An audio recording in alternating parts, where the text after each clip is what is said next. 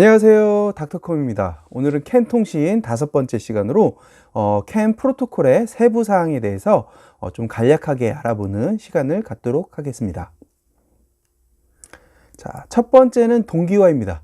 캔 노드들은 네트워크 주변에 이렇게 이제 쭉 나열이 되게 있겠죠. 그리고 이게 비동기이기 때문에 서로 싱크를 맞춰야 되는데 이게 좀 쉽지 않습니다. 아무리 좋은 클럭 소스나 뭐 시스템을 만든다 하더라도 이 동기화를 완벽하게 맞추는 거는 좀 어렵게 되죠. 그래서 이런 것들을 조금 능동적으로 동기를 맞출 수 있는 그런 기법들을 이제 캔 통신에서는 많이 사용하고 있는데요.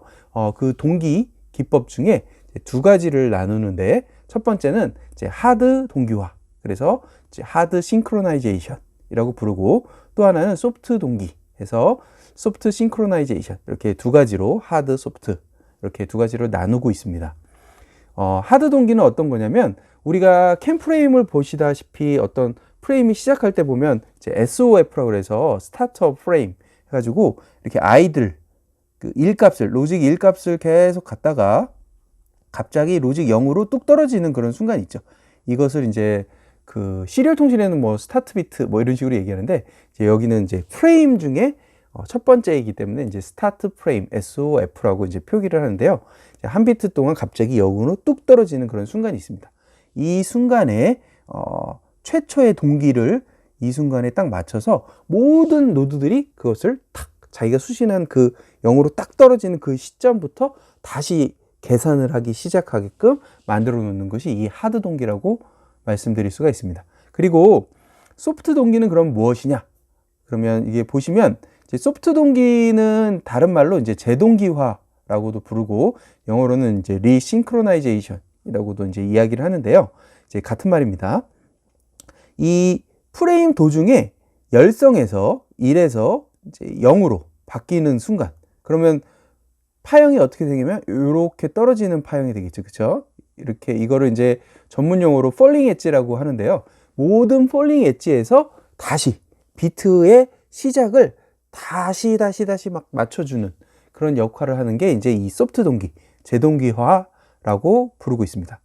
그래서 이제 이 동기 맞추는 게 굉장히 캔 노드에서는 중요한 일입니다. 그래서 이거를 좀 잘하기 위해서 어떤 방식을 사용하냐면 이제 비트 타이밍을 맞추게 됩니다. 그래서 보통 우리가 한 비트 폭을 얘기할 때 그 한 비트 폭을 굉장히 잘게 쪼개가지고 어떤 한 단위, 그 단위를 뭐라고 부르냐면 타임 퀀타, 뭐 타임 퀀텀, 뭐 이런 식으로 여러 가지 용어로 부르는데, 타임 퀀타로 여러 조각을 내서 한 비트를 여러 조각 내서 그것을 이제 더 자세하게 쳐다보게 되는 거죠. 그래서 캔에서는 보통 그 타임 퀀타를 여러 개로 나누고 그걸 또 적당한 한 4개의 그런 영역으로 나누고 있습니다. 그래서 처음에 뭐 싱크 영역, 그 다음에 프로파게이션 영역, 그 다음에 페이즈 1, 그 다음에 페이즈 2, 이렇게 4가지 영역으로 나누고 있고요. 이 페이즈 1과 페이즈 2 사이에 요 지점을 이제 그 샘플 포인트, 그래서 샘플링 하는 그런 지점으로 알게 되는 거죠. 그래서 비트가 예를 들면 이렇게 나올 때 한 요거를 뭐 요만큼은 싱크, 요만큼은 프로파게이션, 요만큼은 이제 페이즈 1, 요만큼은 페이즈 2, 그러면 이 시점에 있는 로직 값을 이용해서 이게 로직 1이다, 0이다를 판정하게 되는 거죠. 그래서 근데 동기가 안 맞아 버리면 어떻게 하겠어요? 그렇죠? 그럼 문제가 생기겠죠. 그래서 아까 말했다시피 매 그 SOF마다 동기를 맞추는 건 하드 동기, 그 다음에 1에서 0으로 떨어질 때 모든 폴링 엣지에서 동기를 다시 맞춰주는 것을 소프트 동기, 그 다음에 리싱크로나이제이션, 재동기화라고 부르고 있다고 했죠. 그래서 그런 것들이 이제 잘 맞춰주기 위해서, 그래서 지금 여기서 비트 타이밍은 재동기화를 맞추는 그런 로직이 어떻게 동작하는지를 이제 보여주고 있는 거죠. 그래서 이렇게 지금 요 페이즈 1과 페이즈 2는 어떤 경우에는 어떤 노드는 좀 내가 가지고 있는 클락과 실제로 날라오는 패켓이 다른 경우가 있겠죠. 그렇죠? 그래서 어떤 경우에는 이쪽을 더 늘리거나, 그렇죠? 그러면 샘플 포인트가 이쪽으로 뒤로 가게 되겠죠. 그렇죠? 그리고 반대로 이제 그 페이즈 2를 이제 줄이는 경우가 있어요. 그러면 다음 클럭에 그 샘플 포인트는 앞으로 당겨 올 거예요. 그죠? 이쪽으로 당겨질 거예요. 그래서 이 샘플 포인트를 밀었다 당겼다. 요 페이즈 1과 페이즈 2를 이제 늘렸다 줄였다 하면서 이제 이 샘플 포인트를 조정하게끔 됩니다. 그래서 매 그 폴링 엣지마다 이것들을 재조정하면서 적당한 시점에 이제 샘플링을 할 수 있게끔 도와주는 그런 기법이 이 비트 타이밍 기법이라고 할 수가 있습니다. 비트 스토핑이라고 하는 것들이 있는데요. 이거는 뭐냐면 비트가 쭈르르 이제 뭐 전송이 될 때 이제 프레임에 비트 열이 막 이제 전송이 될 거 아니에요? 그때 이제 연속된 6개의 비트 값이 동일한 값이 나올 때 연속된 동일한 6개의 값이 나오지 않도록 만들어주는 게 비트 스토핑이라고 합니다. 그래서 스토핑이라는 거는 뭔가 이렇게 채워 넣는 것을 얘기해요. 그래서 만두 속이나 뭐 여러 가지 인형 속에 무언가를 넣는 것, 이런 것도 다 스토핑이라고 한다고 합니다. 그래서 비트 중에서 이제 6개가 연달아 나오지 않도록 1111111 이렇게 연달아 나오지 않도록 0000 같은 극성이 6개가 연달아 나오지 않도록 5개 후에는 무조건 반대 극성을 채워 넣어주는 방식을 이제 비트 스토핑이라고 하는데요. 예를 들면 이런 겁니다. 여기 보시면 1이 지금 하나, 둘, 셋, 넷, 5, 6개가 나오고 있죠. 그러면 지금 5개가 나온 후에 이 자리에다가 이제 반대 극성인 0을 채워 넣게 됩니다. 그래서 실제로 전송될 때는 1111111 이렇게 해서 5개가 나온 후에 그 다음에 0을 강제로 이제 넣어주고 하나 남았던 1이 나오는 형태로.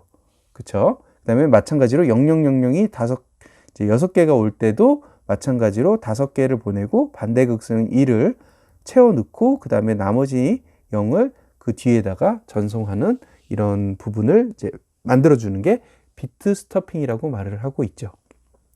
그래서 재동기화를 이걸 왜 하냐? 왜 하냐? 그 이유는 재동기화. 뭐였죠? 1에서 0으로 떨어지는 폴링 엣지를 강제적으로 만들어주기 위한 겁니다. 그래서 왜냐하면 계속 같은 극성이 나오면 뭐 그런 이 재동기화를 위한 그 엣지가 안 생기잖아요. 그렇죠? 그래서 이것을 끊임없이 생길 수 있도록 만들어주는 그런 기법으로 이제 사용이 되고 있고요. 그래서 비트 스토핑, 그래서 이렇게 반대 극성을 채워주는 것을 비트 스토핑이라고 하고, 이제 수신 측면에서는 이렇게 강제로 쓸데없는 걸 채우는 걸 빼주는 그런 부분을 이제 비트 디스토핑이라고 이제 부르고 있습니다. 그래서 여기 예를 보시면 이제 오리지널 데이터 패턴이 이런 식으로 만약에 쭈루룩 흘러가게 될 텐데, 이게 이제 하나, 둘, 셋, 넷, 다섯, 6개가 나오죠. 그죠? 그래서 이 5개 나온 후에 반대의 극성, 스토핑 비트, 여기서는 이제 0이 되겠죠. 그죠? 0을 삽입해주고, 그 다음에 이제 6이 요 다음 번째로 이렇게 들어가게 되는 거죠. 근데 여기서 또 보시면 하나, 둘, 셋, 넷, 5개가 또 연달아 나오죠. 그러면 그 뒤에 뭐가 나오든 상관없이 무조건 스토핑 비트, 이 경우에는 이제 1을 넣어주게 되고요. 그 다음에 요 뒤에 있던 이후부터는 계속 쭉 나오게 되는 거죠. 이렇게 해서 뭔가 극성이 연속해서 계속 5개가 나오면 채워놓는 형태로 이제 구성이 되는 거죠. 그래서 6개가 되지 않도록, 그래서 이런 식으로 동작한다라는 것을 기억해 주시면 될 것 같습니다. 그래서 이런 동작은 캔 컨트롤러 내부에서 이제 행해지게 되고요. 자동으로 이제 이루어지기 때문에 저희 소프트웨어 하시는 분들이 별도로 프로그래밍을 하거나 그럴 필요가 없으니까 신경은 따로 쓰지 않으셔도 된다라는 것을 알고 계시면 될 것 같습니다. 이제 마지막으로 중재라는 부분인데요. 저희 캔 통신 설명할 때 캔의 아주 중요한 특성 중에 하나가 이 중재라는 것, ID 아비트레이션이라고 하는 이 부분인데요.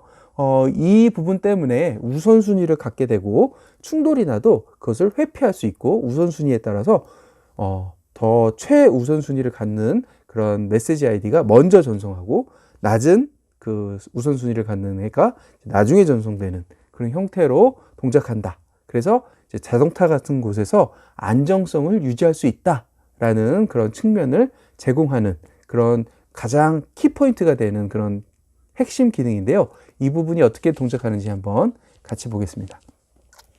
지금 보시면은 이제 어떤 버스에 여러 노드들이 물려 있는데 그들이 동시에 각자 무언가를 메시지를 보내려고 시도를 한다고 가정을 해봅시다. 그러면 여기 노드 4개가 있는데요. 노드 A, B, C, D가 있는데 동시에 SOF를 시작하게 됐습니다.